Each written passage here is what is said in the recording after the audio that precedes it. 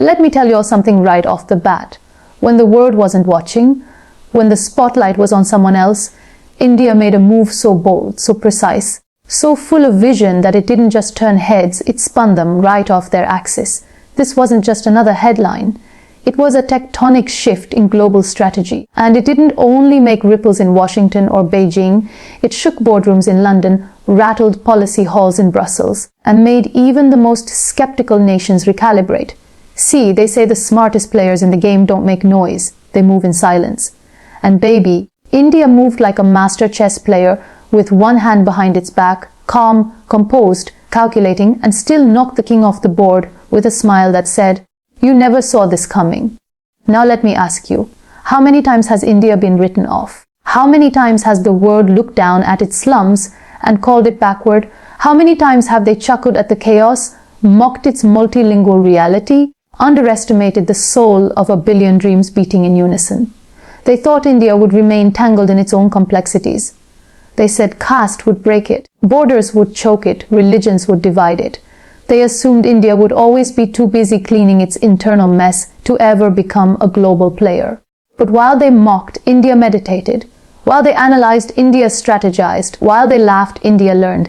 And while they underestimated, India evolved. See, when you're watching the wrong screen, the real story happens where the cameras aren't pointed.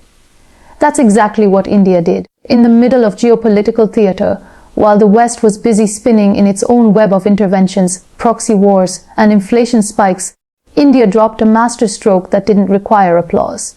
It required attention. Not because it was loud, but because it was effective. Because it made the world realize they were no longer looking at a player. They were looking at a power. And the reason it hit so hard isn't because the world didn't know India had the muscle. It's because they didn't believe India had the courage to flex it. But courage, grit, perseverance, that's been in India's blood since before the modern world even had maps. You have to understand this wasn't a reaction. This wasn't panic politics or a rushed policy pivot. This was years of planning colliding with the perfect moment. This was what happens when preparation meets purpose. When patience kisses opportunity, when resolve refuses to sleep, India played the long game while others chased headlines. It took its time not because it was slow, but because it was intentional. And when the moment finally came, India didn't just step into it. It owned it like it was born for it. Because it was. Let me break it down for you. While America was busy playing world police, imposing sanctions, running covert operations, and juggling internal division, and while China was drowning countries in debt traps disguised as development loans, India was busy building something entirely different. India was building relationships, not shallow transactional deals, but meaningful, mutually beneficial relationships that could stand the test of time and ideology. Strategic partnerships rooted in trust, trade routes rooted in necessity, defense deals rooted in equality, space collaboration rooted in innovation. It wasn't just building bridges, it was building entire blueprints for a new world order, quietly, deliberately, diligently. And the beauty of it, India didn't brag, it didn't make noise, because India understands something the modern world has forgotten. Real power doesn't need to shout. It doesn't need likes, shares, or trending hashtags. Real power is built in silence, under the radar, in the shadows of loud empires. And that's why it lasts. India didn't try to outmatch the West missile for missile or dollar for dollar. It understood the new currency, leverage, intellectual capital, technological supremacy, human potential, soft power, cultural influence, data sovereignty. It built its brain trust. It developed space engineering. It dove deep into biotech. It funded defense R&D. It empowered its scientists and unleashed its entrepreneurs. And what do you know? Suddenly, the top tech firms in the world, Amazon, Google, Microsoft, were being run by Indians. You think that's a coincidence? That's not a lucky break. That's generational preparation meeting a global shift. That's what happens when you stop asking for permission and start building your own foundation. India didn't just break into the global system. It became the system. It didn't just adapt to the algorithm. It rewrote it. And once that happened, the narrative flipped. Nations that once dismissed India as a chaotic democracy were now calling it a stabilizing force. Countries that refused to share technology were now lining up to sell and collaborate. Corporations that once saw India as just a labor market were now recognizing it as an innovation hub. Suddenly, The entire world realized this isn't the India they read about in outdated textbooks. This is a new beast. And that beast isn't growling for attention. It's commanding it. Now let's talk military. Because for decades, India was painted as a reactive power. But what they didn't see was the slow, quiet transformation happening beneath that label. BrahMos missile deals, domestic fighter jets, drone programs, indigenous aircraft carriers, submarines, anti-satellite weapons, and then came the export push.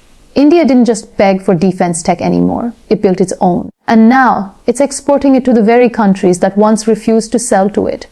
That's poetic justice. That's strategic revenge. That's power flipping the script. And while all this was happening, India made one of its smartest moves yet. It stopped chasing Western validation. It stopped waiting for applause from the elite press, the think tanks, the Ivy League analysts. It stopped begging for approval and started writing its own playbook. Rejected global narratives that were biased, confronted media that was skewed, and began shaping a discourse that prioritized Indian interests, Indian people, Indian identity. It stopped asking for a seat at the table and said, "We'll build our own damn table." And baby, once you do that, you don't worry about who's sitting where, you host your own summit. While Europe scrambled over gas shortages and America played chess with OP ice, India redefined the energy game. It diversified suppliers, signed oil deals with countries the West boycotted, paid less for more, and kept its economy steady. And that wasn't just economic genius, that was negotiation with dignity. That was strategic autonomy in action. That was a masterclass in energy diplomacy. And don't even get me started on space. Because while the big names were spending billions to get to the moon, India did it on a budget smaller than some Hollywood films. Chandrayaan didn't just land on the moon. It landed India's flag on the map of nations with true cosmic ambition. That wasn't just scientific. It was symbolic. It declared to the world, we're not behind. We're just taking a different route. And sometimes the different road gets you further than the crowded one. But let's zoom out now, the move that shocked the world. It wasn't a flash in the pan. It was decades in the making. It was years of setbacks that became lessons. It was centuries of being underestimated that became fuel. It was a new mindset. A mindset not seeking charity but commanding respect. This isn't the India of the 90s begging for IMF loans. This isn't the India of the early 2000s waiting in line for trade approvals. This is a tiger, patient, focused, razor sharp, and now finally out of the cage. And when that tiger walks, the whole jungle listens. Some still mock, some still doubt. But to them I say, name one great power that rose without pain. America had its dark chapters. Europe had its wars and plagues. China had its revolutions and famines. And India had all that plus foreign occupation, partition, centuries of colonization. And still, it educated millions. Still, it launched moon missions. Still, it became the world's largest democracy. Still, it rose. That's not just resilience. That's legacy. That's legend. And India didn't rise by copying anyone else. It rose by being unapologetically itself.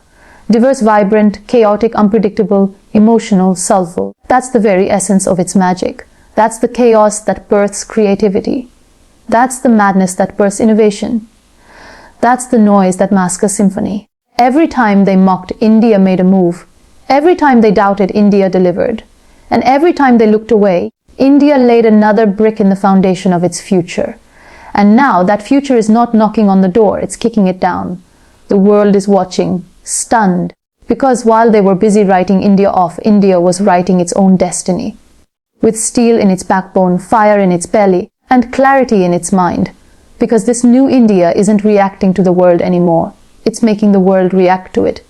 Look at the geopolitical chessboard today. The United States now needs India not as an optional partner, but as a strategic necessity to balance the aggression of China. Russia leans toward India not just because of history, but because of balance. The Middle East is turning to India not out of ideology, but because of India's consistent neutrality, steady diplomacy, and growing economic clout. Europe needs India's market. Africa looks to India as a development partner that won't exploit but uplift. Southeast Asia sees India not as a rival, but as a cultural sibling. This isn't influence. This is gravitational pull. This is what happens when a country doesn't play by anyone else's rules and instead defines its own terms. And those terms are rooted not in dominance, but in self-respect. India's strength lies in what others called its weakness: complexity, chaos, contradictions. But those aren't flaws, those are assets. Because where the world sees fragmentation, India sees layers. Where the world sees noise, India hears harmony. Where others see a mess, India sees a mosaic. And only a civilization that thrives in complexity can build systems that last. Only a nation born in diversity can manage diplomacy in a world that's rapidly dividing. India didn't need to erase its identity to be accepted. It amplified it. And now that cultural identity is being exported. Bollywood isn't just entertainment anymore. It's soft power. Yoga isn't just exercise. It's a way of life that brings in millions in wellness tourism and positions India as a spiritual guide. Ayurveda is redefining health beyond pills. Indian cuisine, Indian festivals, Indian clothing, Indian design. These aren't just cultural exports, they're influence. And in a world searching for meaning beyond consumerism, India's ancient wisdom is now being seen as the missing piece. India's rise is also psychological. It's the shift from apologizing to asserting, from waiting to leading, from listening to telling. The country that once waited for IMF certificates and Western validations now writes its own economic playbook. Digital infrastructure like UPI, Aadhaar, and Jan Dhan wasn't imported. It was invented in India for India. And now it's being showcased globally as a model. Imagine this. Villages in remote parts of the country connected to real-time banking, digital health services, educational platforms. That's not just progress. That's transformation.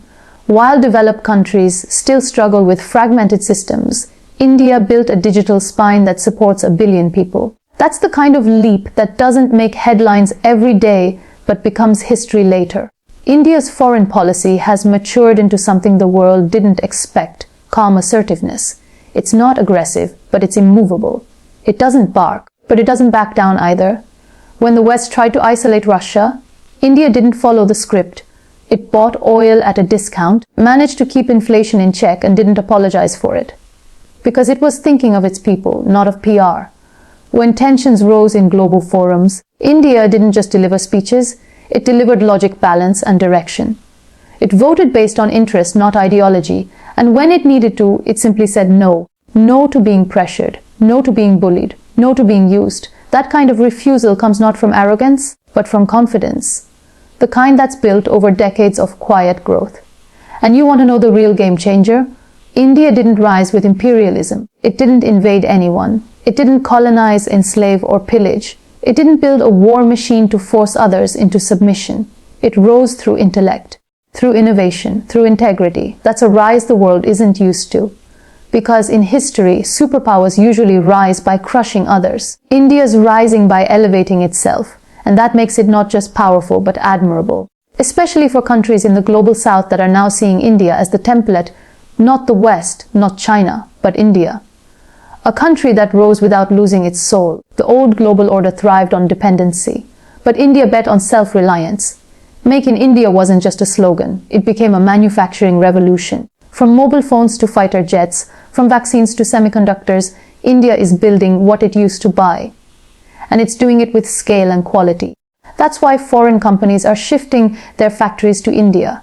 That's why the world's supply chains are now being recalibrated. Because India is reliable. It's resilient. It's redefined what emerging economy actually means. And as other powers struggle with inflation, aging populations, political polarization, and labor shortages, India has something they don't: youth, energy, optimism, drive.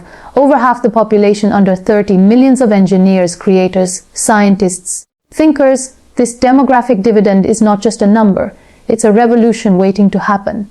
But don't mistake this youth for naivety. Because this generation doesn't want to leave India to succeed. It wants to build India to succeed. Startups are booming. Unicorns are emerging. Investment is pouring in. And it's not just from outside, it's from within. This generation believes in Bharat. It doesn't see its culture as a burden. It sees it as a launch pad. It wears tradition with pride, and yet it codes in the latest AI languages. It performs classical dance while launching tech companies. That fusion of ancient and futuristic, that's the Indian advantage. Even in the international arena, India has done what no one expected. It became the voice of the voiceless. Vaccine matri wasn't just charity. It was soft power diplomacy at its finest. When rich countries hoarded vaccines, India sent them out. When disasters struck, India sent rescue teams, not rhetoric. When countries needed help without a lecture, India showed up with compassion. And that matters now more than ever, because in a world tired of coercion, India offers cooperation. And that cooperation comes with no strings attached. That's why India's influence feels more genuine, because it isn't just about deals, it's about dignity. Now look at how global media is shifting. For decades, India was covered through a lens of stereotypes: poverty, pollution, population. But today, even the biggest networks are being forced to shift their tone, because the reality is undeniable. You can't ignore a nation that's building billion-dollar startups every week. You can't mock a country that's landing on the moon's south pole. You can't dismiss a democracy that continues to thrive despite its diversity. The West, which once lectured India, now listens. The East, which once competed with India, now collaborates. The global South, which once waited for help, now looks to India for hope. This wasn't a PR miracle. This was a policy miracle. Years of careful groundwork, of building infrastructure, digitizing systems, deregulating industries, pushing reforms, and unleashing entrepreneurship. It's the long game, the hard game, the one with no shortcuts. And the most dangerous player is the one who plays long, because they don't panic, they prepare. They don't shout, they strike when ready. That's exactly what India has done. And this mindset didn't come from textbooks. It came from centuries of civilizational learning, from Vedas to space tech, from Upanishads to microchips, from temples to startups. India has always blended the material with the metaphysical. And that's what makes it unstoppable. Because when a country knows who it